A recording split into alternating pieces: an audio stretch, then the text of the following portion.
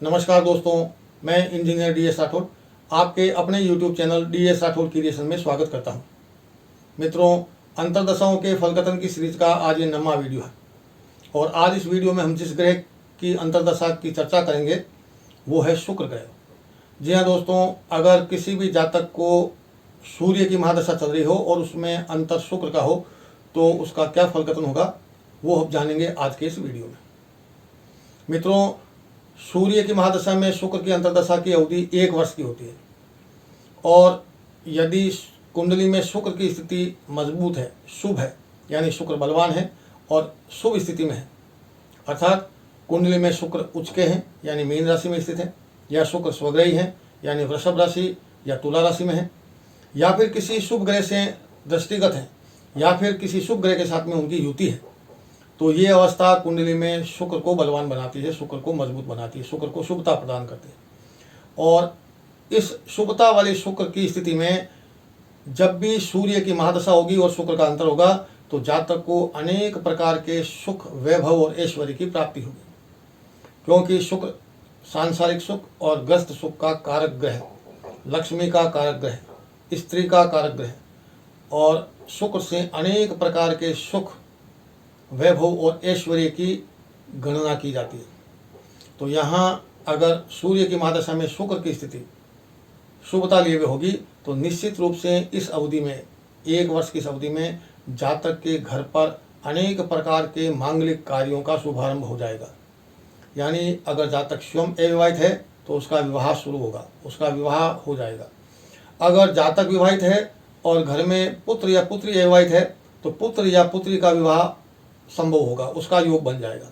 कुल मिलाकर के सूर्य की महादशा में शुक्र की अंतर्दशा होने पर जातक के घर में विवाह उत्सव जैसे मांगलिक कार्यों का शुभारंभ हो जाता है। और अगर जातक के घर में सभी विवाहित हैं तो फिर घर में पुत्र या पुत्री यानी पुत्र रत्न या पुत्री रत्न की प्राप्ति का शुभ संयोग बनता है। और एक तरह से ये कहा जा सकता है कि घर में पुत्रोत्सव मनाने की स्थिति बन जाती है, ऐसा शुभ संयोग बन जाता है इस शुक्र की अंतर्दशा में। साथ ही साथ जातक को इस अंतर्दशा में अनेक प्रकार के वैभव, ऐश्वर्य, मकान का, भवन का, भूमि का सुख प्राप्त होता है और उसके मान, सम्मान और प्रतिष्ठा में वृद्धि होती है, धन की प्राप्ति होती है और सभी तरह के सांसारिक सुखों की उसे प्रबलता के साथ में प्राप्ति होती है। चूँकि सूर्य राज का कारक है और शुक्र सुख का कारक है, गृहस्थ जीवन और सांसारिक सुख का कारक है, वैभव का कारक है, लक्ष्मी का कारक है, तो निश्चित रूप से सूर्य की महादशा में शुक्र की अंतर्दशा अगर शुक्र उत्तम स्थिति में है, शुभ स्थिति में है, तो निश्चित रूप से जातक को नाना प्रकार के सुख, वैभव और ऐश्वर्य की प्राप्ति करवाते हैं। अगर ये स्थिति कुंडली में नहीं है, यानी सूर्य की महादशा है और शुक्र की अंतर्दशा है, लेकिन कुंडली में शुक्र निर्बल है, कमजोर है, बलवान नहीं है और नीच राशिगत है, और या फिर यूँ कह सकते हैं कि अपने स्वयं के घर में नहीं होकर शत्रु के घर में स्थित है और किसी शुभ ग्रह से दृष्टिगत न होकर के किन्हीं पाप ग्रह से या शत्रु ग्रहों से दृष्टिगत है या उनके साथ युति बना रहे हैं, तो ये कुंडली में शुक्र की जो स्थिति है वो अत्यंत ही निर्बल स्थिति कहलाती है, कमजोर स्थिति कहलाती है और प्रतिकूल स्थिति कहलाती है। और ये स्थिति जब बनती है कुंडली में तो सूर्य की महादशा में शुक्र का अंतर होने पर जो अब तक मैंने फलकथन बताया था वो उसका विपरीत हो जाता है। यानी अगर जातक विवाहित नहीं है, अविवाहित है, तो उसके विवाह में विलंब होगा।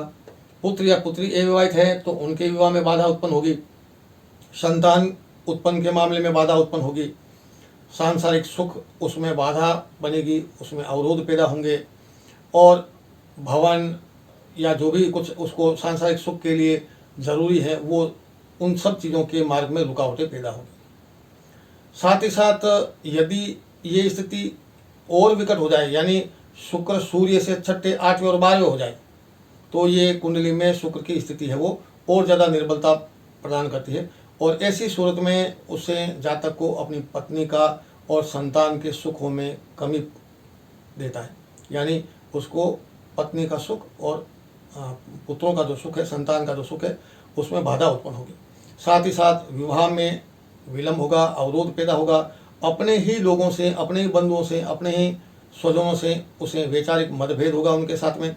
साथ ही साथ में जातक को गुप्त रोग की समस्या से गुजरना होगा। उसके मान सम्मान और धन और स्वास्थ्य में गिरावट आएगी। स्वास्थ्य बिगड़ेगा, काया निरोगी ने होकर के काया रोगग्रस्त हो जाएगी, धन की हानि होगी, मान सम्मान प्रभावित होगा।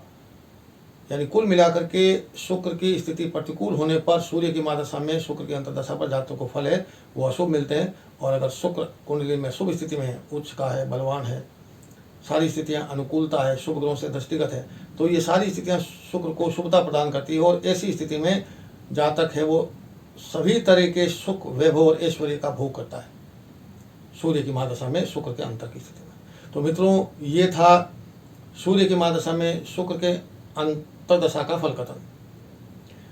आज के लिए बस इतना ही। मिलते हैं अगले वीडियो में। और अगले वीडियो में हम दोस्तों चर्चा करेंगे चंद्रमा के ग्रह के साथ में विभिन्न 9 ग्रहों की अंतर्दशाओं का जिक्र करेंगे। सूर्य के साथ में, सूर्य की महादशा के साथ में जिन 9 ग्रहों की अंतर्दशा की चर्चा थी वो आज इस वीडियो के साथ ही समाप्त हो जाती है।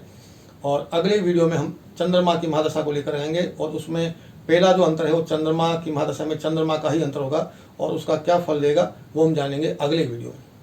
इस वीडियो के आखिर तक बने रहने के लिए आपका बहुत बहुत धन्यवाद और आभार। मिलते हैं अगले वीडियो में, तब तक के लिए नमस्कार, जय हिंद।